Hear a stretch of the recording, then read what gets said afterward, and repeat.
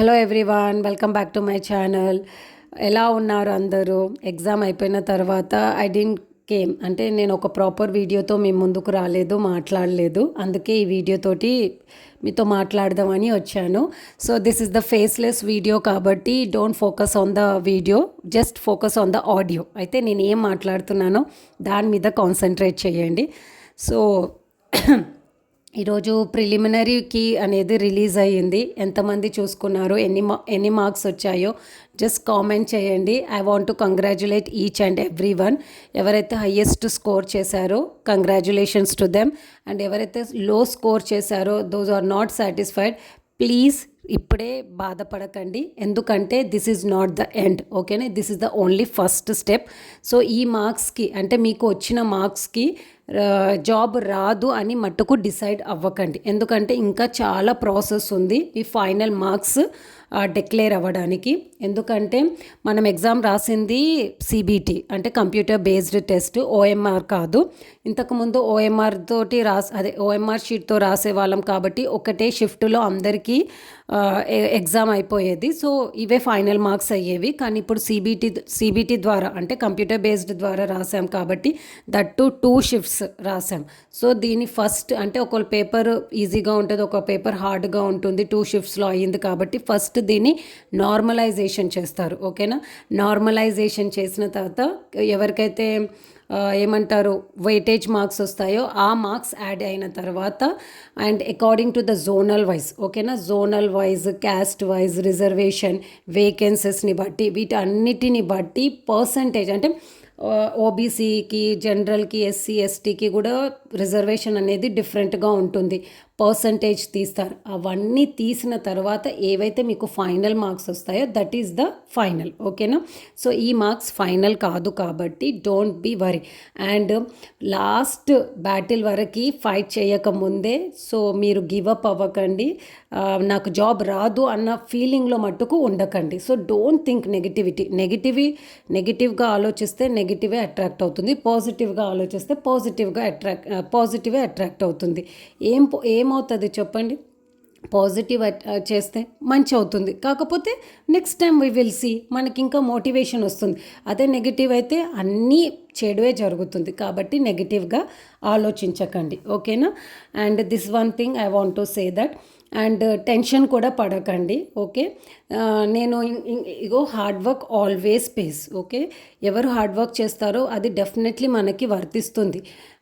వేరే వాళ్ళని అంటే దిస్ అంటే మనం కరెక్ట్గా మనం ప్రిపేర్ అయ్యామనుకోండి డెఫినెట్లీ మనకి వస్తుంది కదా marks. So don't worry. And ఇంకొకటి చెప్పేది ఏంటిదంటే 1500 మెంబర్స్ రెగ్యులర్ వాళ్ళు రాశారు, కాంట్రాక్ట్ మార్క్స్ వస్తున్నాయి. ఆ 2 పాయింట్స్ మీద కూడా నేను చిన్నగా డిస్కస్ చేయాలనుకుంటున్నాను. The first thing is regular employees కూడా రాశారు అని అడుగుతున్నారు. అందరి మోటో ఏంటి చెప్పండి? ఒక మంచి జాబ్ తెచ్చుకోవాలనే కదా. ఒకవేళ వాళ్ళకి ఆల్రెడీ జాబ్ ఉన్నా కూడా వాళ్ళు రాస్తున్నారంటే ఆ జాబ్లో వాళ్ళు ఎంత స్ట్రగుల్ పడుతున్నారో ఎవరికి తెలుసు చెప్పండి? ప్రతి ఒక్కరు వాళ్ళ లైఫ్లో ఏదో ఒక స్ట్రగుల్ తోటి ఉంటారు, మనకి తెలీదు. సో వాళ్ళ స్ట్రగుల్ వాళ్ళకి ఉంటుంది. సో మనం కంపారిజన్ ఎవరితో చేయకూడదు. వాళ్ళకి ఆల్రెడీ జాబ్ ఉంది కదా ఎందుకు రాశారని. ఆమె జాబ్ ఉన్నా కూడా తను హ్యాపీగా లేదు కదా. మన లైఫ్లో job is only not the priority, ఓకేనా? ఫస్ట్ 3 ప్రయారిటీస్ ఉంటాయండి. First priority is the health మంచిగా ఉంటేనే మనం ఏమన్నా చేయగలుగుతాం. And the second priority is the family support ఉండాలి, ఫ్యామిలీ మనతో ఉండాలి, అప్పుడే మనం ఏమన్నా చేయగలుగుతాం. And the third and the least priority is the only job. So జాబ్ని తీసుకెళ్ళి ఫస్ట్ పెట్టామనుకోండి లైఫ్ అప్ అండ్ డౌన్స్ అయిపోతుంది. సో ఇక్కడ మోస్ట్లీ రాసిన వాళ్ళు ఎవరండి? 317 జీవో ఎఫెక్టెడ్ అయిన వాళ్ళే కదా.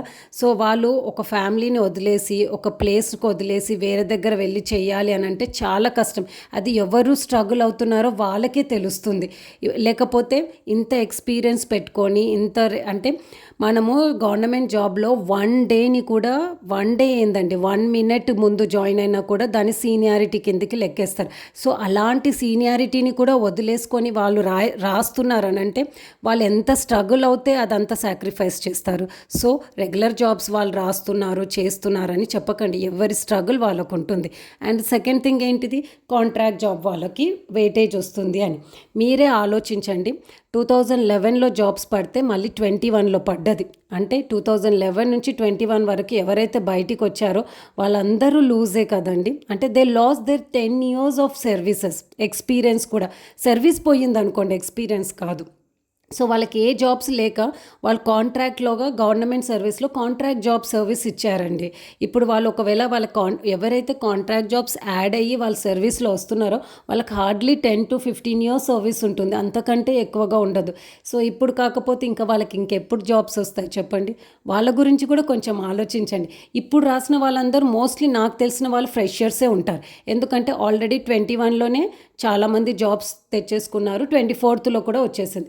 ఇప్పుడు కూడా కొంతమందికి కాంట్రాక్ట్ వే జాబ్ చేస్తున్నారంటే అప్పుడు రాని వాళ్ళకి వస్తుంది. అంటే ఇప్పుడు వాళ్ళ ఏజ్ పెద్దగా అయిపోయి ఉండొచ్చు, పిల్లలు ఉండొచ్చు, రెస్పాన్సిబిలిటీస్ ఉండొచ్చు.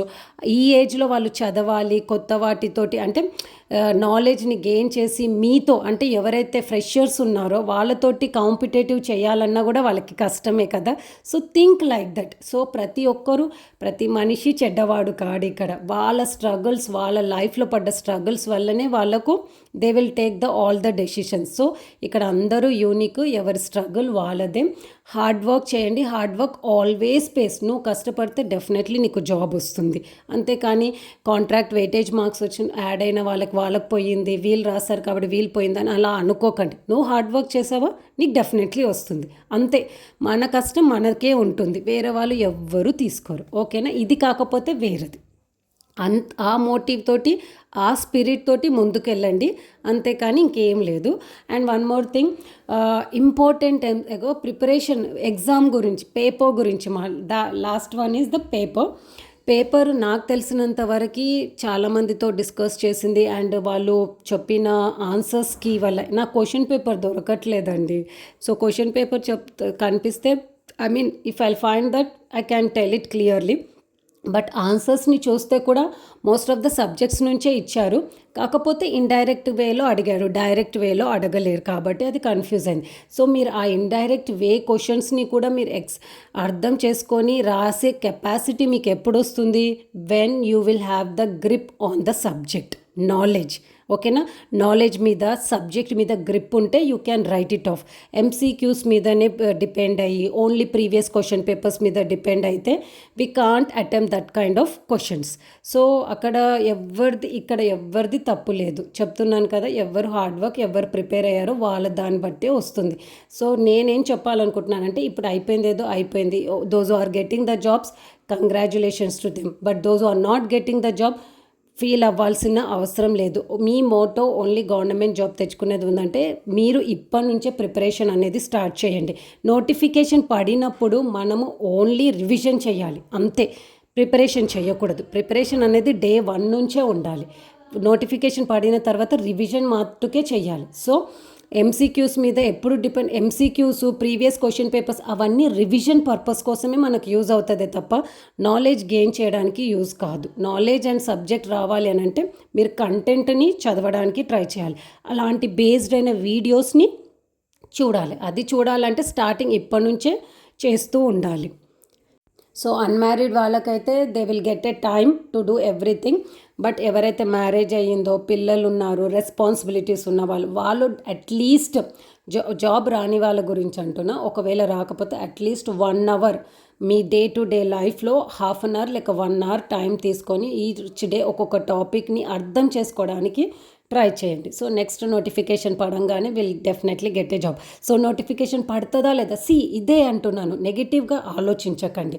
2011లో పడితే 21లో పడ్డది, మళ్ళీ 21లో నోటిఫికేషన్ వచ్చాక 24లో మళ్ళీ రిక్రూట్మెంట్ అవుతుందని ఎవరైనా ఎక్స్పెక్ట్ చేశారా? చేయలేదు. 24లో అవ్వగానే మళ్ళీ ఇప్పుడు 10 months గ్యాప్లో మళ్ళీ రిక్రూట్మెంట్ వస్తుందని ఎవరైనా ఎక్స్పెక్ట్ చేశారా?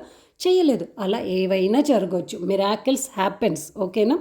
సో ఎప్పుడు పాజిటివ్ మైండ్ తోటి ఉండండి. ప్రిపరేషన్ అనేది డే టు డే ఉండాలి, ఓన్లీ నోటిఫికేషన్ టైంలో ఉండకూడదు.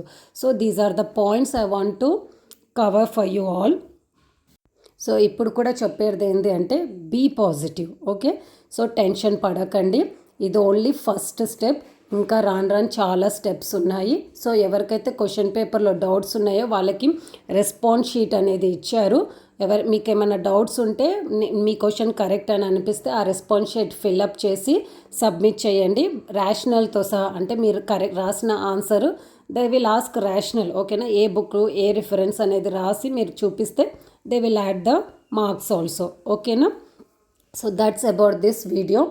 మీకు ఇంకేమన్నా క్లారిఫికేషన్ కావాలని మీరు ఇంకేదన్నా నేను డిస్కస్ చేయాలని కోరుకుంటే కామెంట్ సెక్షన్లో పెట్టండి. I will clarify your doubts, ఓకేనా. సో నెక్స్ట్ ఇక అప్కమింగ్ వీడియోస్ ఏఎన్ఎం వాళ్ళవి అంటే ANM exams related and RRB related videos చేద్దాం అనుకుంటున్నాను.